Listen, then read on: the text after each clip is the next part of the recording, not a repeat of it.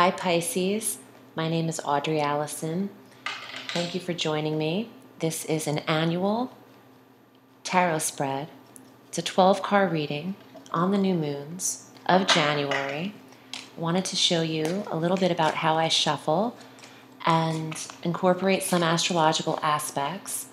This is an annual spread, like I said. This isn't the traditional spread that I would use in a client reading.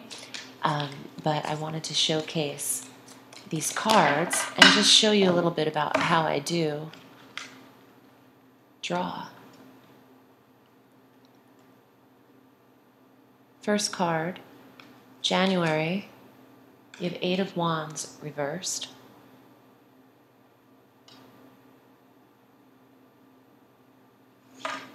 February, 4 of Wands reversed.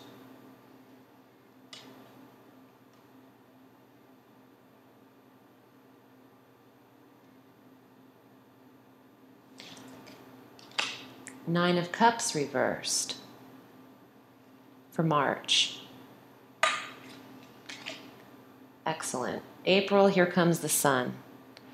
When I do this right here, I survey the cards with my palm. And as an empath, I do vibrate over certain energy. I have some kind of, I don't know how to describe it, maybe electrical, I don't know, kinetic energy that happens in my body. I don't even know whether it's shutting off electricity or making electronics go off. I have that whole thing. I'm like a fire starter minus the fire, add electricity.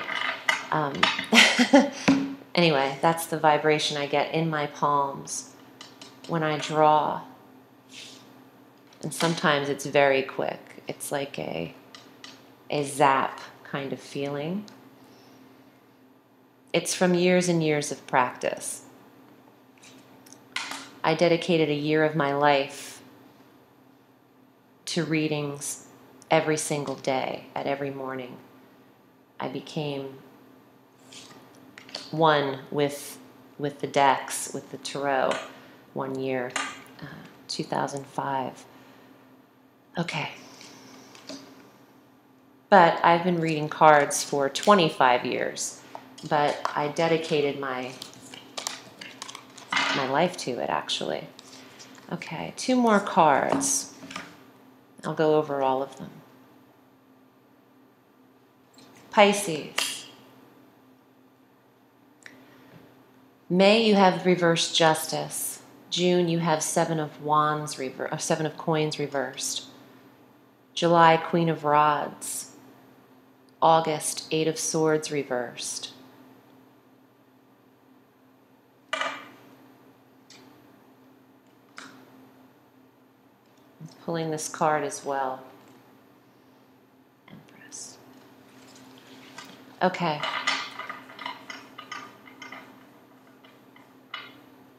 September, Queen of Swords reversed.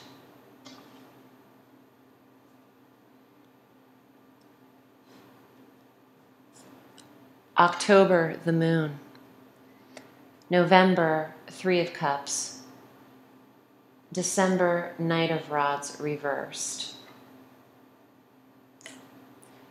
I like to incorporate crystals in my readings on my cards. I'm putting turquoise in the center of the moon for intuition. I want to put garnet on the sun to attract harmony, love, balance, and success for the month of April. Rose quartz on the 4 of Wands to soothe over any marital distress. Hecate on the Queen of Swords reversed, black tourmaline for Hecate. Protection and banishment of any harm or spite. In fact, you know what? I'm going to put hematite on the 8 of Swords for protection as well, for any pain and suffering. Okay. Pisces, You're creating something this year. And your very strong development is falling in spring, early spring. And that doesn't shock me. March 20th will be the most cardinal direct energy that we've had in 9 years. We are in a number 1 year. I know I've said that on repeat. But March 20th is the first day of our astrological wheel. And the sign of Aries starts our astrological calendar. So, to begin something in spring will have a lot of success around it. And what I see in January, the Eight of Wands reversed, messages might not be coming in as clearly this month. But this is a new moon reading. So on the 27th of January, this is our first new moon.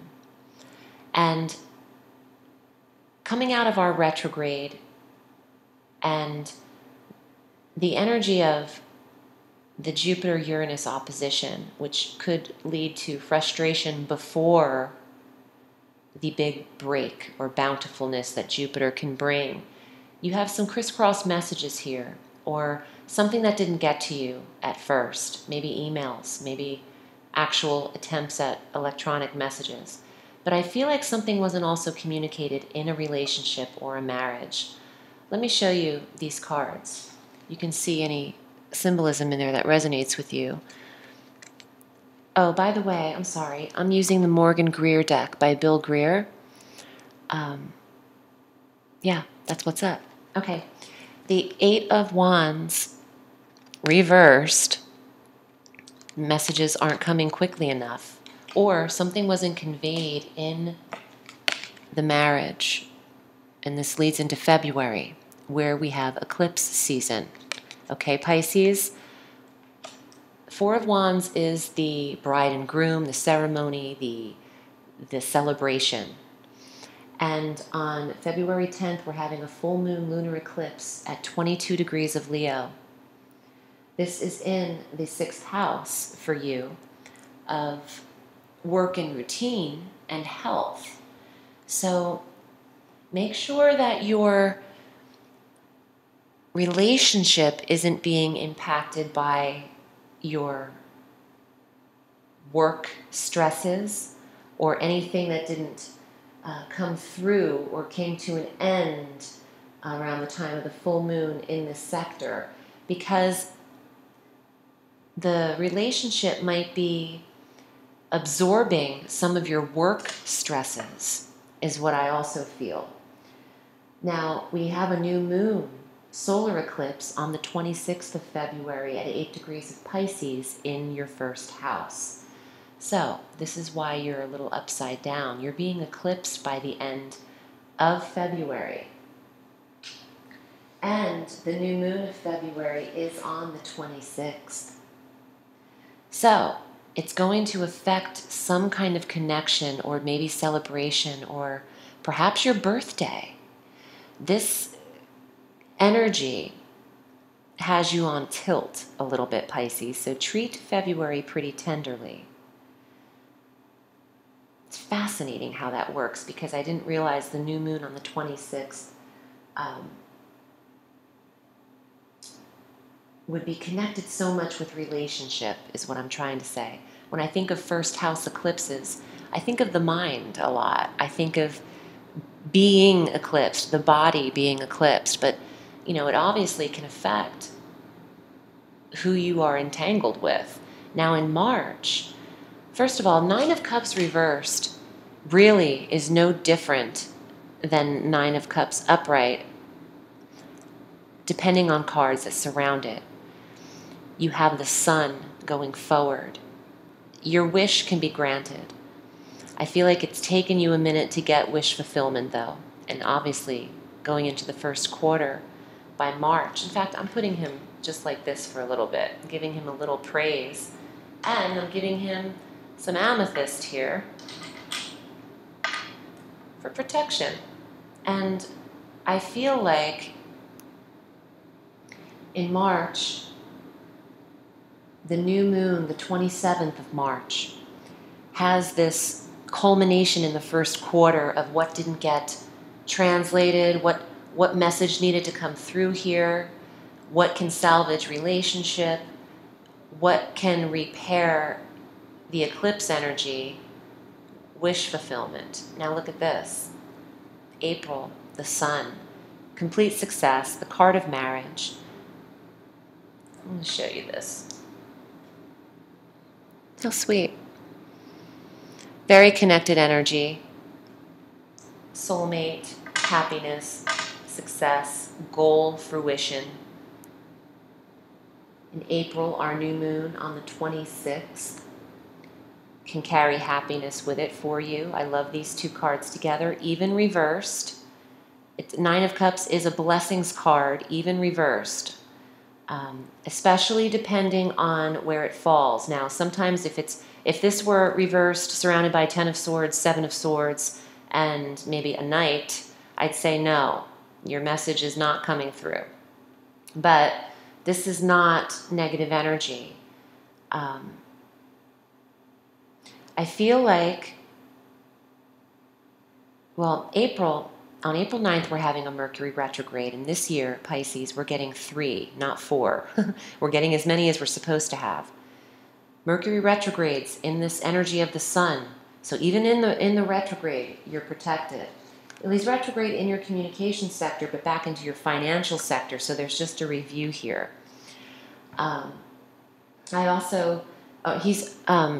Retrograde through May 3rd. And I also think that Saturn retrograding on top of this Mercury retrograde in Sagittarius has you examining both all things financial, all things emotional and relationship-wise. I see a culmination happening around the sun. Justice reversed. For those of you who have gone through a divorce, and maybe you were tying things up and wrapping things up at the end of the number 9 year of endings, there's definitely, signing and getting things handled legal-wise when the justice appears, even reversed. But this is suggesting not to sign anything at this retrograde right now, even if it's good about the marriage or bad.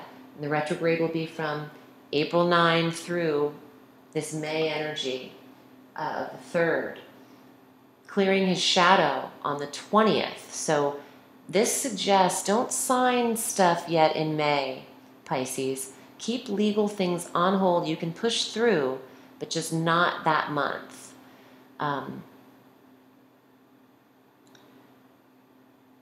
Justice reverse could represent a Libra in your life that you're not connecting with in the month of May.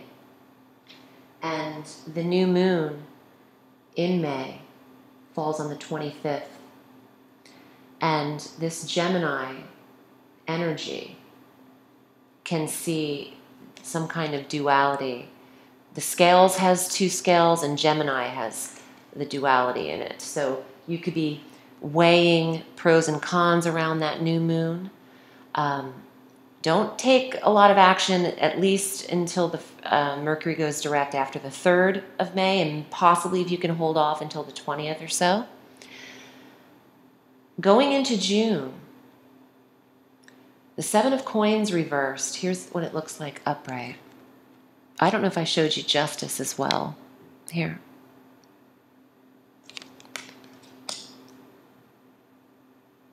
The 7 of Coins is gathering all the things you've worked for. Yeah, he was reversed. Accumulating what you've worked for. Now reversed, you still have to go through either some education. I'm being advised to remove so you could see. And I'm going to put everything back in its original place. Garnet, thank you. Now, there's a little bit of lessons here with the 7 of Coins. And in the month of June, our new moon is on the 23rd in Cancer. And This is a sister water sign to you, harmonious trining energy, but you might have to go through a few more lessons or schooling or a few more rungs of the ladder right here in June. The final step before, boom, July. Queen of Rods, she's obtained her goals. She's fire.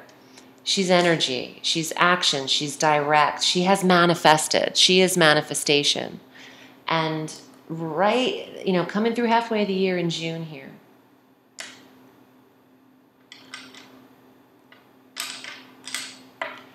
I think that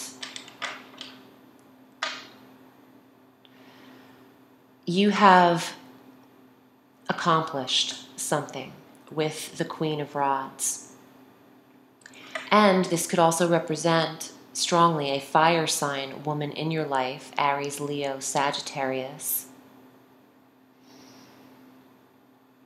But to me, I feel victory and accomplishment in the last segments of something you were dealing with work-wise.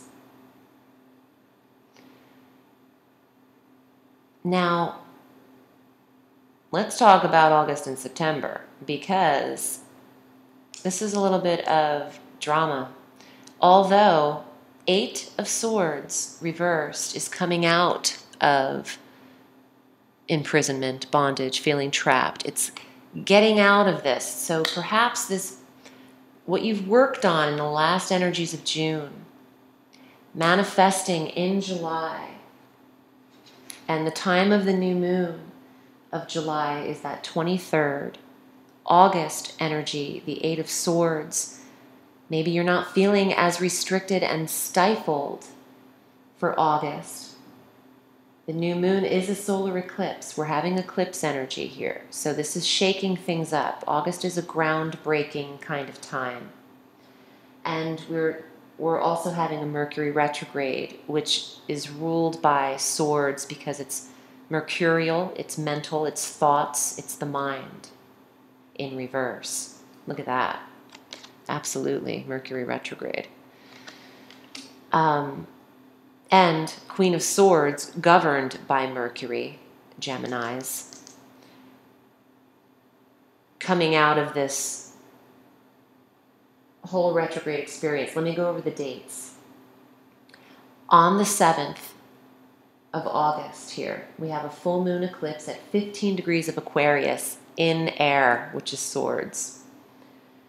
This is your 12th house, Pisces. This is the mind itself. So you could be going over some things, being eclipsed here, closure, letting go of things because it's a full moon.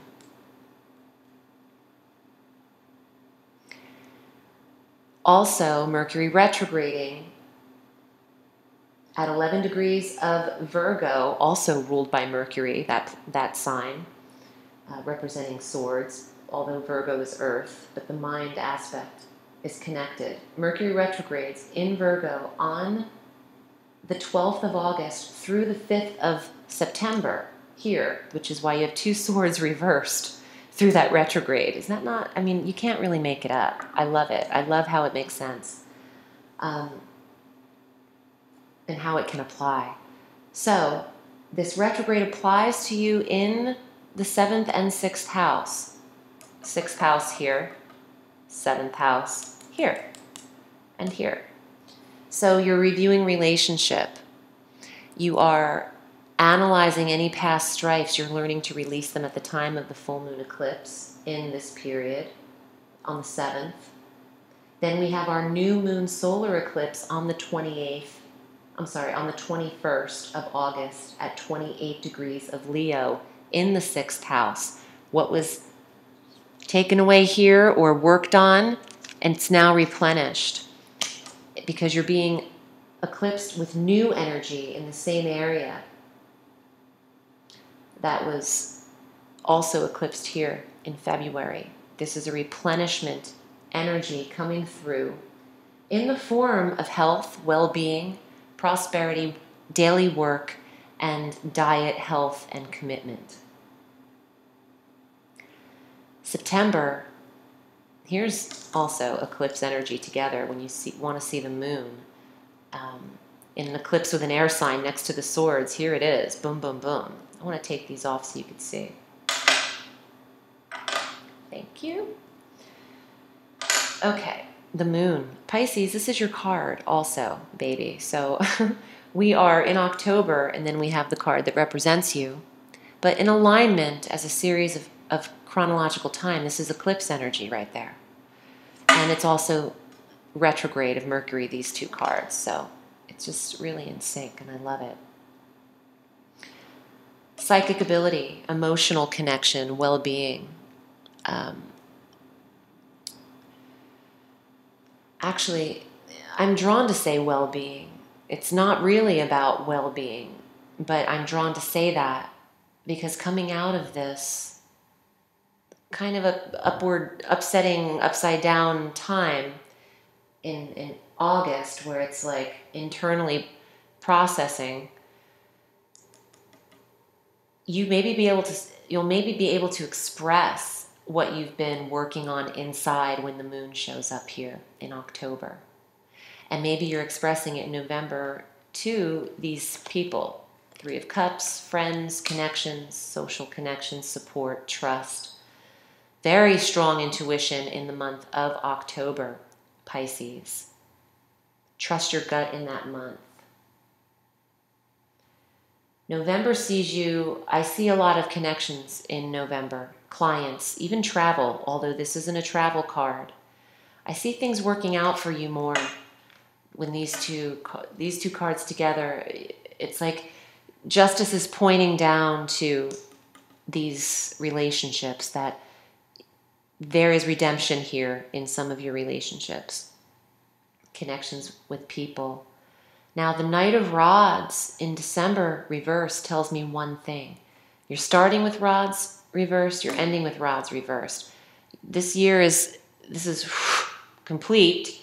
I wouldn't move in December is how I'm interpreting this. Here's why. Not only is Knight of Rods reversed, not moving. This is movement, move, change location. This is stay put, and he's facing the past. So there's still some things to cover here. And he's looking to friends for support as well. But we're having a Mercury retrograde in December, which is why I think they're telling me, don't move in December. And Mercury's retrograding in fire, which is Wands, in Sagittarius, on the 2nd of December. So here it is. 2nd of December, boom, here's the card of December. Not movement. Mercury's retrograding at 29 degrees of Sagittarius through the 22nd of December at 13 degrees of Sagittarius. This is all conjunct Saturn. This will all apply to career, but also your literal location. This is just saying don't move in the retrograde. Don't take action in December to solve everything for the year. You can look back at this year and wrap it up. You're starting and ending, and it's all like canceling each other out. You can start fresh in the number 2 year as well.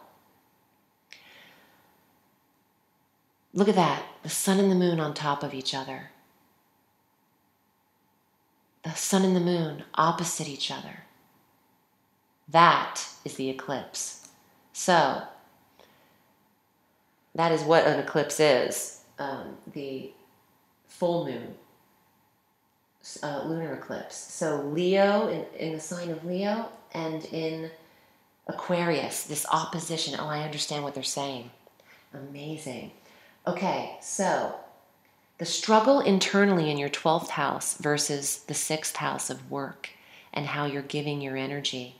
I'm getting a message here. It might feel like it's a struggle in your mind how to deal with your job or your relationship, or how you're maintaining the balance and the push and pull, balance, justice, of these two separate energies at one time. And the plate can be full here for you, but you will accomplish this. You'll master this. You're going to look back and realize that you knew it all along. You could handle this. that's pretty intense for me. They're showing you that the eclipses, Pisces, you are being eclipsed, right here in February, and they're showing that with those two on top of each other. I think that you have to be kind with yourself in 2017 and turn to friends always for support. I hope this was helpful. I hope you enjoyed yourself, and I'm wishing you a beautiful 2017. Oh, you know what? I didn't address the Empress. I kept her out, guys and gals, on the side because she came out with another card. Oh, you know what? You're here. She came out with another card, and it's all about balance. I'm sorry, not balance. I just lost my train of thought for a minute, and I'm sorry. The Empress is about prosperity and abundance, is what I want to say. Growth. It's also pregnancy and fertility. Her over the whole spread would suggest you're very fertile this year, Pisces. But it also suggests abundance and expansion of your life. The Empress has the capability of growing and nurturing. So I feel like you have a beautiful space in the comfort and nurturing element of your home. And you might actually expand in the home, whether it's children or the home itself. Thank you, Pisces. I appreciate you joining me.